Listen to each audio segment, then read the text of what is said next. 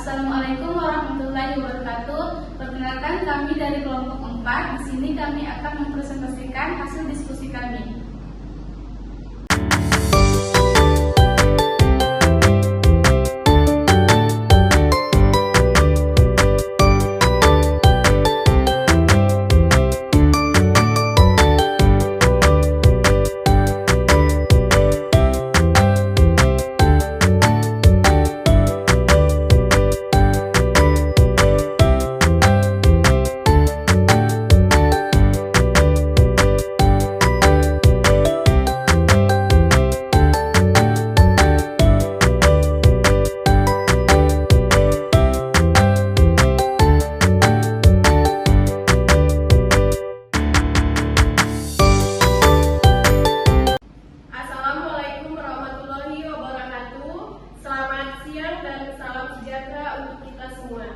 Saya ucapkan terima kasih atas kehadiran teman-teman semua dalam kegiatan presentasi kelompok. Sebelumnya, perkenalkan nama saya Luciana Nungkat selaku MC.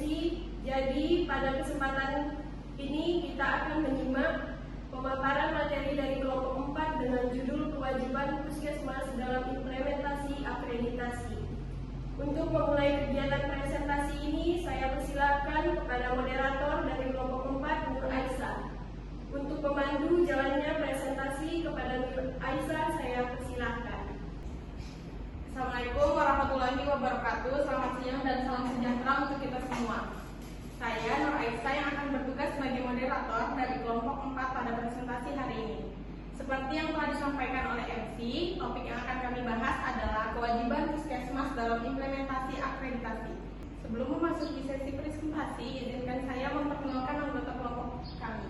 Yang pertama ada saya sendiri Nur Aisyah, yang kedua ada Alfreda Kiraninda sebagai penjawab, yang ketiga ada Elvita sebagai presentator pertama, yang keempat ada Fadila Wardana sebagai editor, yang kelima ada Fatma Rahmawati sebagai presentator kedua, yang keenam ada Luciana Nungkat sebagai MC, dan yang terakhir ada Maya Merina sebagai penanya. Baik, selanjutnya sebelum materi disampaikan, saya akan membacakan terlebih dahulu outline dari presentasi kami. Yang pertama, ada pengertian dan tujuan akreditasi puskesmas. Yang kedua, ada kewajiban puskesmas dalam implementasi akreditasi. Yang ketiga, sistem informasi akreditasi atau e-akreditasi. Yang keempat, ada sanksi administrasi dan evaluasi berkala. Yang kelima, ada tantangan dan peluang dalam implementasi PMK di puskesmas. Dan yang terakhir, ada kesimpulan. Baik, materi selanjutnya akan dipresentasikan oleh presentator kami, yaitu Elvita dan Fatma Rahmawati. Kepada presentator, saya persilahkan. Baik, di sini saya akan menjelaskan pengertian dari akreditasi. Akreditasi sendiri adalah pengakuan terhadap mutu pelayanan pusat kesehatan masyarakat, klinik laboratorium kesehatan, unit transfusi darah, tempat praktik mandiri dokter, dan tempat praktik mandiri dokter gigi setelah dilakukan penilaian bahwa pusat kesehatan masyarakat, klinik laboratorium kesehatan, unit transfusi darah, tempat praktik mandiri dokter, dan tempat praktik mandiri dokter gigi telah memenuhi standar akreditasi. Selanjutnya ada tujuan pengaturan akreditasi. Yang pertama, meningkatkan dan menjamin mutu pelayanan dan keselamatan bagi pasien dan masyarakat. Yang kedua, meningkatkan perlindungan bagi sumber daya manusia kesehatan dan puskesmas, klinik, laboratorium kesehatan, UTD, TPMD dan TPMDG sebagai institusi. Yang ketiga, meningkatkan tata kelola organisasi dan tata kelola pelayanan puskesmas, klinik, laboratorium kesehatan, UTD, TPMD dan TPMDG, dan mendukung program pemerintah di bidang kesehatan. Selanjutnya ada kewajiban puskesmas dalam implementasi akreditasi. Yang pertama, menurut PMK nomor 34 Pasal 3, yang pertama, setiap puskesmas, klinik, laboratorium kesehatan, UTD, TPMD, dan TPMDG wajib dilakukan akreditasi. Yang kedua, akreditasi dilakukan paling lambat setelah puskesmas, klinik, laboratorium kesehatan, UTD, TPMD, dan TPMDG sebagaimana dimaksud pada ayat 1 beroperasi 2 tahun sejak memperoleh perizinan berusaha untuk pertama kali. Yang pasal 4, yaitu setiap puskesmas, klinik, laboratorium kesehatan, UTD, TPMD, dan TPMDG sebagaimana dimaksud dalam pasal 3 yang telah terakreditasi wajib dilakukan akreditasi kembali secara berkala setiap 5 tahun. Sistem Informasi Akreditasi atau e-akreditasi. PMK pasal 24 ayat 1 mengatakan penyelenggaraan akreditasi yang efektif dan efisien dilaksanakan melalui pemanfaatan teknologi informasi dan komunikasi. PMK pasal 24 ayat 2 pemanfaatan teknologi informasi dan komunikasi sebagaimana dimaksud pada ayat 1 meliputi pengusulan survei, penjadwalan survei, pelaporan hasil survei, verifikasi laporan hasil survei, pemberian rekomendasi status akreditasi, penetapan status akreditasi, penerbitan elektronik sertifikat akreditasi, dan kegiatan lain dalam penyelenggaraan akreditasi. PMK pasal 24 ayat 3, teknologi informasi dan komunikasi yang dimanfaatkan dalam penyelenggaraan akreditasi sebagaimana dimaksud pada ayat 2 dikembangkan oleh Menteri. PMK pasal 24 ayat 4, selain teknologi informasi dan komunikasi sebagaimana dimaksud pada ayat 3, lembaga penyelenggaraan akreditasi dapat mengembangkan pemanfaatan teknologi dan informasi dalam penyelenggaraan akreditasi untuk kebutuhan internal lembaga penyelenggara akreditasi. PMK pasal 24 ayat 5, pemanfaatan teknologi informasi dan komunikasi dalam penyelenggaraan akreditasi harus memperhatikan prinsip atau data Indonesia dan dilaksanakan sesuai dengan ketentuan peraturan perundang-undangan. Selanjutnya ada sanksi administrasi dan evaluasi berkala.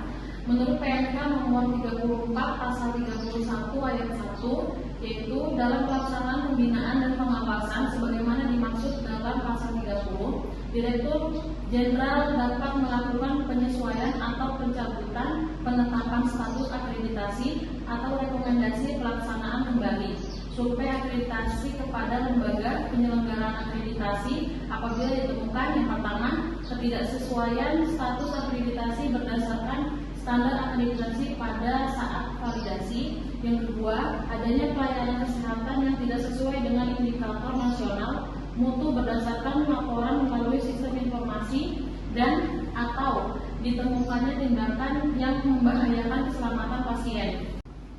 Selanjutnya ada tantangan implementasi Permenkes nomor 34 tahun 2022 di puskesmas. Pertama, ada keterbatasan SDM. Yang kedua, kesiapan teknologi dan akses internet. Yang ketiga, beban administratif tambahan. Yang keempat, ketersediaan lembaga akreditasi. Yang terakhir, biaya dan pendanaan. Baik, peluang implementasi Permenkes nomor 34 tahun 2022 di puskesmas. Yang pertama ada peningkatan mutu layanan. Proses akreditasi mendorong puskesmas memperbaiki sistem dan prosedur pelayanan kesehatan. Yang kedua ada pemanfaatan teknologi, digitalisasi akreditasi. Pasal 24 mendorong modernisasi manajemen puskesmas dan pencatatan data secara elektronik. Yang ketiga ada pendampingan pemerintah daerah. Pasal 30 mewajibkan pembinaan berjenjang oleh pemerintah pusat, provinsi dan kabupaten atau kota, memperkuat dukungan teknis dan operasional.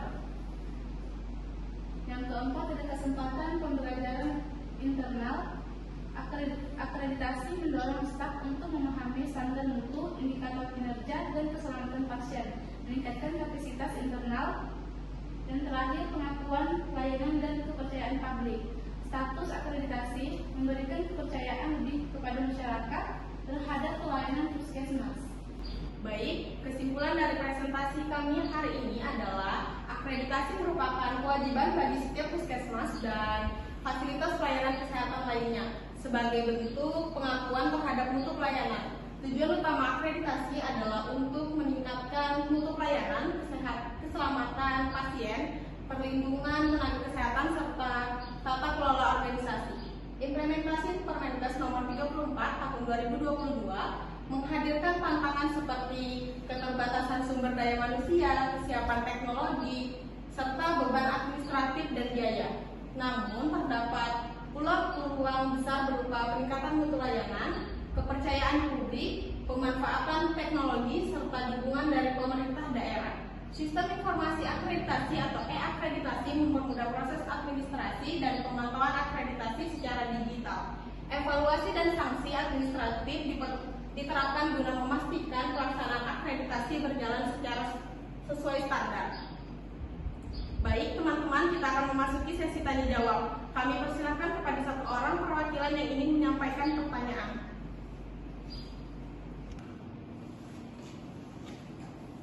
Baik, perkenalkan, nama saya Mainerina. Jadi pertanyaannya adalah dalam slide tadi dijelaskan bahwa puskesmas itu wajib melakukan akreditasi paling lambat 2 tahun setelah mendapatkan izin. Jadi pertanyaannya yaitu, menurut kalian apa konsekuensi jika puskesmas belum siap tetapi sudah memasuki batas waktu tersebut? Terima kasih. Terima kasih kepada teman-teman yang telah menyampaikan pertanyaan. Selanjutnya kami beri waktu sejenak kepada kelompok 4 untuk berdiskusi sebelum menjawab. Baik, sekarang kami akan menjawab pertanyaan yang telah diberikan. Baik, saya akan menjawab pertanyaan dari Maya. Menurut kalian apa konsekuensi jika puskesmas belum siap tapi sudah memasuki batas waktu tersebut? Di sini ada 4. Yang pertama, penurunan kepercayaan masyarakat. Akreditasi menjadi indikator mutu pelayanan. Jika puskesmas belum terakreditasi, masyarakat bisa meragukan kualitas pelayanannya. Yang kedua, sanksi administratif. Pemerintah atau dinas kesehatan daerah bisa memberikan teguran, pembinaan hingga pembekuan izin operasional jika tidak ada upaya serius menuju akreditasi. Yang ketiga, keterbatasan akses pendanaan. Banyak program pembiayaan seperti JKN atau BPJS, masyarakat puskesmas terakreditasi. Tanpa akreditasi, puskesmas bisa kehilangan sumber pembiayaan tersebut. Yang terakhir, keempat, tertundanya peningkatan mutu layanan. Tanpa akreditasi, puskesmas kehilangan kesempatan untuk melakukan evaluasi menyeluruh dan pembenahan sistem pelayanan secara berkelanjutan. Terima kasih atas perhatian dan partisipasi teman-teman semua. Saya berharap materi yang telah disampaikan dapat bermanfaat dan menambah wawasan kita bersama. Saya selaku moderator memohon maaf apabila terdapat kekurangan atau kesalahan dalam memandu jalannya presentasi.